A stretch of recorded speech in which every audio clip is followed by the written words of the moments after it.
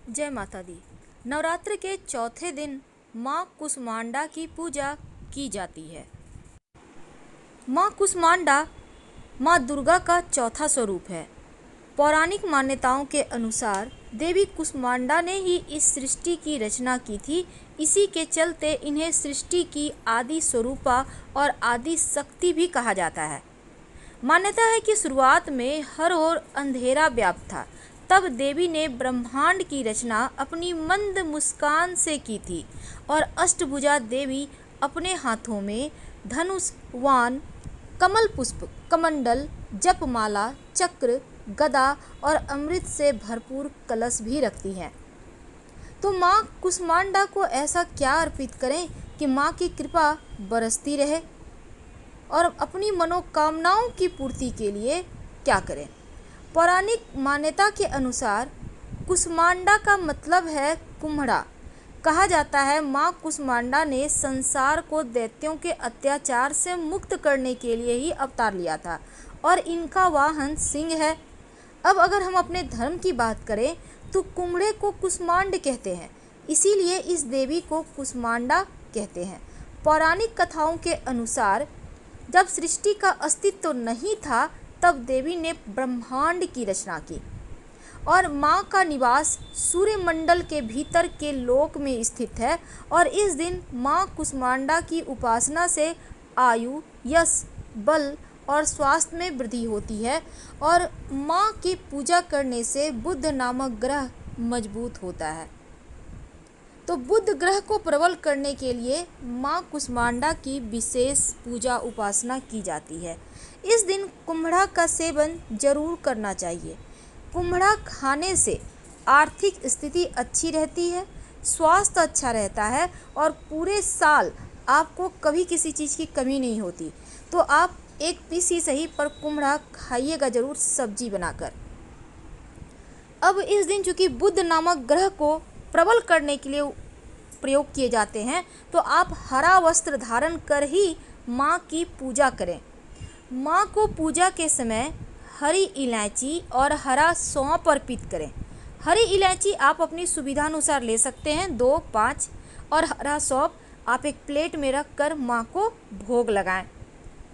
माँ का मंत्र जो 108 बार आप जरूर पढ़िएगा ताकि माँ की कृपा से जीवन में धन और स्वास्थ्य दोनों ही बना रहे।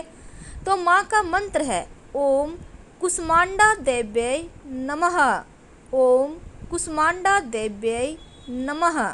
इस दिन सिद्ध कुंजिका स्तोत्र का पाठ करने का विधान है। आप हिंदी में चाहें तो हिंदी में या संस्कृत में चाहें तो संस्कृत में पाठ भी कर सकते हैं और सुन भी सकते हैं। बुद्ध संबंधी समस्याओं से बचने के लिए इस दिन आप ओम बुम बुधाय नमः का जप कम से कम 108 बार जरूर कीजिएगा। आपका बुद्ध अच्छा होगा, आपकी वाणी की शक्ति बढ़ेगी, आप बातचीत करने में बेहतर होंगे, अभिव्यक्ति की शक्ति बढ़ेगी, स्किन की प्रॉब्लम दूर होगी, सौंदर्य की समस्या भी दूर हो जाएगी। तो इस दिन बुद्ध संबंधी समस्याओं से बचने के लिए आपको बुद्ध मंत्र जप जरूर करना चाहिए। आपका बुद्ध प्रबल होता है। चूँकि माँ कुष्मांडा की हम बात कर रहे हैं और बुद्ध का मतलब वाणी ही नहीं बुद्धि भी होता है।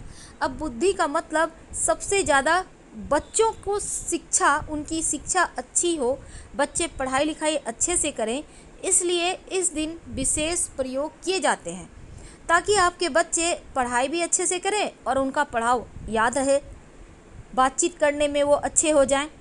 तो उनको उनके उत्तम शिक्षा के लिए, अच्छे भविष्य के लिए उनकी वाणी और उनका जो स्किन की जैसे उनको प्रॉब्लम ना हो, हर तरह से वो तरक्की करें। इसके लिए एक छोटा सा काम करें। आपको चाहिए होगा एक सफ़ेद कागज़। आप सफ़ेद कागज़ आपको वैसे तो आपके पास होगा सफ़ेद कागज़, मतलब मैथ बनाने वाला।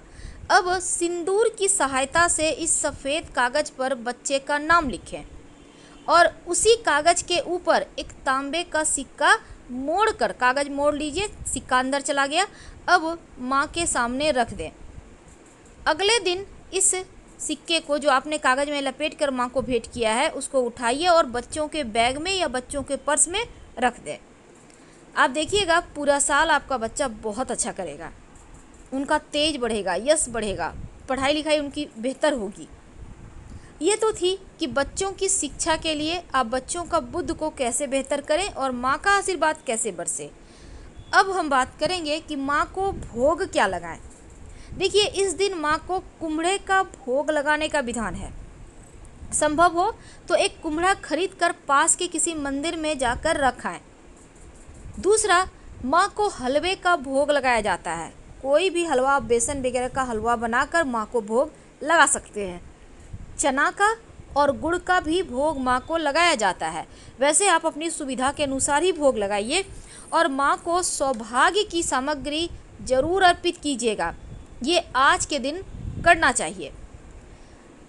तो इस दिन कुम्हड़ा, हलवा, चना, गुड़, ये 4 चीज़ का भोग लगाना है और सौभाग्य की वस्तु अर्पित करना। नहीं कुछ तो कम से कम सिंदूर चूड़ी ही माँ को भेंट कर दें और बाद में प्रसाद के रूप में आप इसको धारण कर सकते हैं। अब चूँकि इस दिन जो चौथा नवरात्रा है, माँ कुष्मांडा की पूजा हो रही है, तो माँ को सबसे प्रिय है धनिया।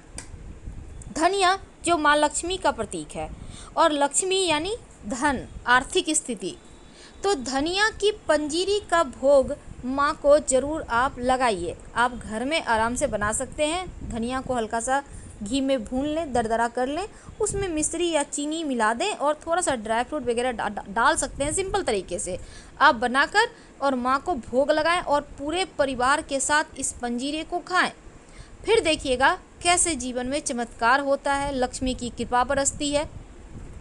इस दिन आप एक छोटा सा प्रयोग कीजिए जो आपके मान सम्मान यश को बढ़ाएगा, आपका जो खुशियां हैं वो बढ़ाएगा। जब आप पूजा करेंगी सुबह में या शाम में, जब भी आपको मौका मिले, या फिर रात में 11 से 1 के बीच में कीजिएगा, जब आपको समय हो आपके पास।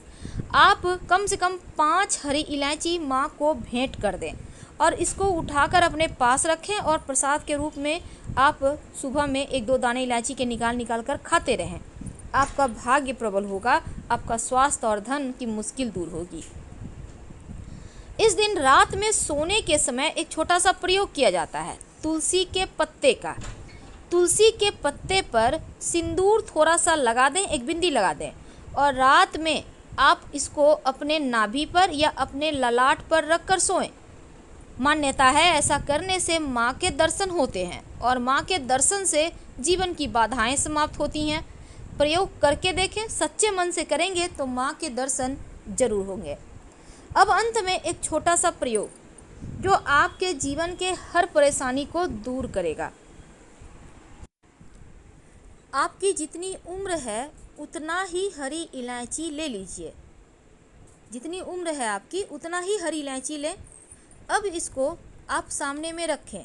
जब पूजा करेंगे उस समय ओम बुम बुधाय नमः बोलिए और 1 इलायची माँ को भेंट करें। इस तरह से आप ओम बुम बुधाय नमः बोलते हुए अपनी उम्र के बराबर जितनी भी इलायची आपने रखा है सारी इलायची माँ को भेंट कर दें और फिर अगले दिन इन सारी इलायची को एकत्र करके हरे कपड़े में बांधकर पूरे साल के लिए अपने पास रख लें।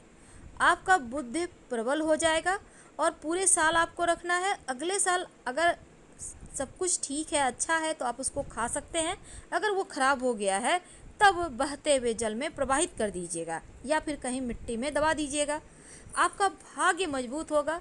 अगर कुंडली में कैसा भी दोष होगा तो वो समाप्त हो जाएगा। माँ की आराधना और चंचल और पवित्र मन से नवरात्र के चौथे दिन अगर करें तो भक्तों के रोग शोक दूर हो जाते हैं, उनका नाश होता है और आयु, यश, बल, आरोग्य प्राप्त होता है। देवी अत्यल्प सेवा और भक्ति से ही प्रसन्न होकर आशीर्वाद देती हैं और सच्चे मन से पूजा करने वालों को सुगमता से पद प्राप्त हो जाता है।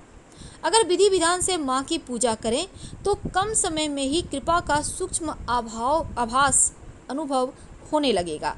तो माँ जो हैं कुष्मांडा देवी आधियों व्याधियों से मुक्त करती हैं, सुख समृद्धि उन्नति प्रदान करती हैं और इस देवी की उपासना में भक्तों को सदैव इनकी उपासना करने के लिए तत्पर रहना चाहिए तन मन धन से।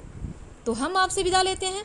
हर हर महादेव। जानकारी अच्छी लगे तो लाइक कर सब्सक्राइब जरूर करें, अपनों से शेयर करें और कमेंट में हर हर महादेव जरूर लिखें।